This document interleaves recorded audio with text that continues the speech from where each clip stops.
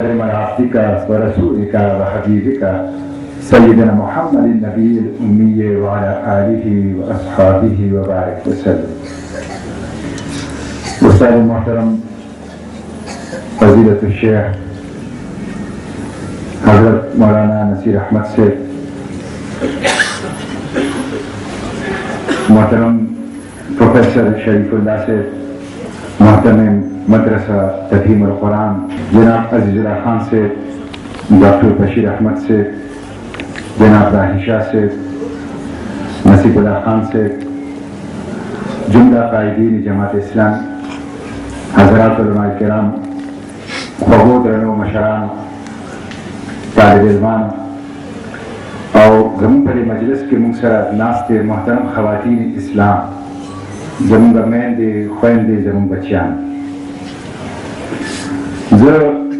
दर ज़ान दफ़ार यो एजाज़ गणम ये मदरसा तफहीम कुरान खानपुर इज़ी शिकार पूरा की और रूहाना इल्मी सफरी इज़ी इश्तकार को और बड़ी अहम मुका बड़ी रूहानी ईमान फरोज़ तक़रीब के मदद शिरकत मुकम्मल है मुझे बड़ी बात जामिया तफहीम कुरान खानपुर इंतजामिये और जमात इस्लामी के कायदीन और दे इलाक़ी के मशरान शुक्रिया अदा फिलहाल बना तो मदरसे जो बिना और इल्म चिकम्बे दा फर्ज दे और पदी की तखसीस निश्तरे दा खज़ो सरो द ज़नानो वानी दा इल्म दरवाज़े बंदोल दा नारवाली ज़नानो ने पार दा इल्म बदरजल ऊला इंतजाम के ज़का कि द ज़नानो गीक रुंबे मदरसा द बच्ची दनवी कुल रुंबे मकतब दे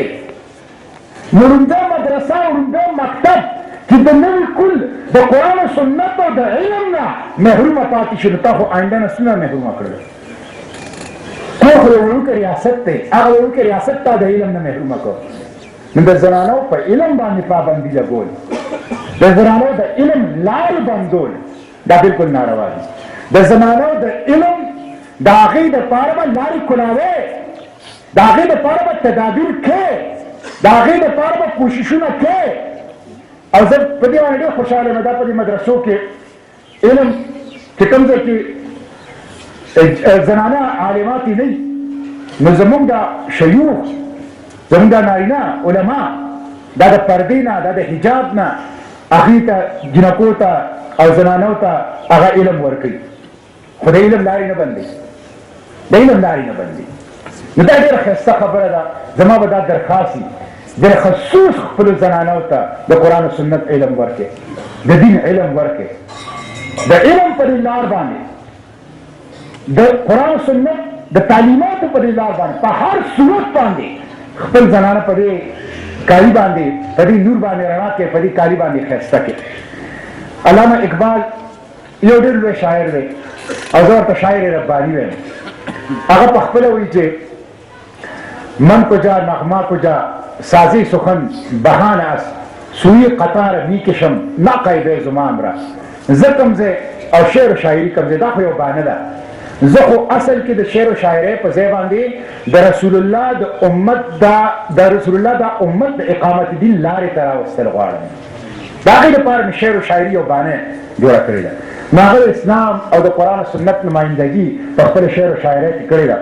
द ज़नानों को बारह के अगर यो शेर वेले दे और ये नसीहत करे उन परी वाले खबर खत्म द ज़नानों को बारह के अल्लामा इकबाल वेली भी कि सीरती फरजंदहा अज उम्महात जौहरे सिद्क़ो सफा अज उम्महात सीरती फरजंदहा द औलाद तरबियत द औलाद अखलाक और किरदार द औलाद शख्सियत दा द मेंदु द वजने सीरती बिलखुसूस तालकान सीरती फरजंदहा अज उम्महात जौहरे सिद्क़ो सफा अज उम्महात अमानत और दियानत सालिहियत नेकी कर इंसान पर मिजाज और तबियत और शख्सियत के राजी दा द मेंदु बरकती न मेंदु ढेर ज्यादा अहम दे د نوي نسل په تربیت کې زما د خپل خواتینو اسلام ته دا درخواست دی چې دا خپل کورونه د شریعت په تعلیماتو باندې منور کې او خپل کورونه د قرآن سنت مراکز کې او د خپل بچو او د نوي کل دا د اسلام په رڼا کې شخصیت سازي او کردار سازي وکړي. او بل نصیحت اقبال کړی دی، نصیحت اقبال دا کړی دی، ډېر ښایسته نصیحت دی، زنانو ته ویلي دي اگر پندے زدر ویشے پذیری ہزار امت بمیرت تو نمیری. وی که د دې فقیر یو نصیحت ته قبول کو، د دې فقیر یو واز دې قبول کو او دا دې پلو پورې وتړ، زنانه پړونه په سري، برقه په سري یا دوپټه په سري، نو د هغې پلو پورې اکثر دا پیسې میسې کوي. نو اقبال وایي زما یو نصیحت دی، زما یو واز دی، مسلمان زنانه ته وایي که چېرې دا واز او نصیحت دې په پلو پورې وتړ، اگر پندې زدر ویشې پذیری هزار امت بمیرت تو نمیری، نو قومونه به ختم شي، قومونه به مړه شي، خو ستا نوم به ژوندی. داسې یو نصیحت درته کومه، که دا نصیحت پې وپېژنده او دا د پلو پورې وتړې نو ته په تاریخ کې ژوندی پاتې شي. او هغه نصیحت څه دی؟ بتول باش وپنها شو از یاسر.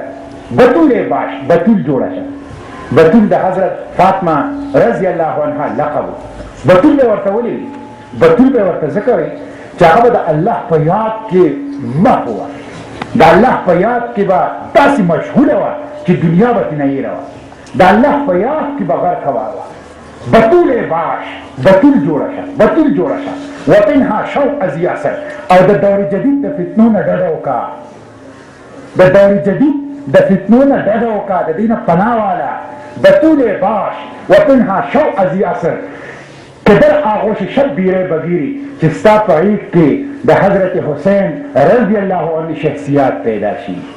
نو دا نصیحت اقبال کړی دی او حقیقت دا دی چې دا هر مسلمان نصیحت دی، خپل مسلمان خور ته، خپل مسلمان بچی ته او خپل مسلمان زنانو ته. الله دې وکړي چې دا تفهیم القرآن ډېر ښایسته سفر په مخکې باندې روان کړی دی، دا سفر دقسې جاري وساتي. بنین او بنات چې څومره نن فارغ التحصیل شولې، زه ټولو ته مبارکباد ورکوم، د هغې والدینو ته، د هغې رشتهدارو ته، د هغې شیوخو ته، دې ټول کلي ته، دې ټولې ابادۍ ته، دا دې ټولې ابادۍ د دې ټولې خاورې دپاره د خیر و برکت باعث دی. او دا درخواست ته یو ځل بیا کومه چې دا مدرسه د شریف الله صاحب نه ده، دا مدرسه په دې خبره باندې د اوسیدونکو د هر یو کس ته، دا د اسلام مدرسه ده، دا د قرآن سنت مدرسه ده، دا ستاسو شاملات دی. په دې مدرسه کې ستاسو د هر کور حصه ده او په کار دی چې ستاسو هر کور په دې کې خپله حصه واچي. نو په دې مالي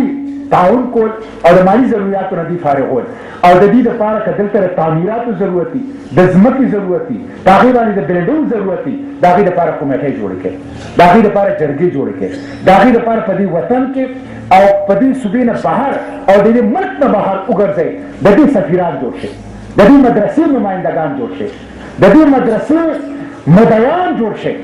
او دا یو ښایسته مادري علمي 15 کاله سفر یې وکړو او ډېر کامیابۍ سره یې وکړو چې اوس د دې داسې یو ښایسته شاهنشان بلډینګ جوړ شي او زموږ د هلکان، زموږ د جنکۍ، زموږ د نوي کل دا د قرآن و سنت علوم نه دلته ښایسته شي، منور شي. واخر دعوانا الحمد لله رب العالمین.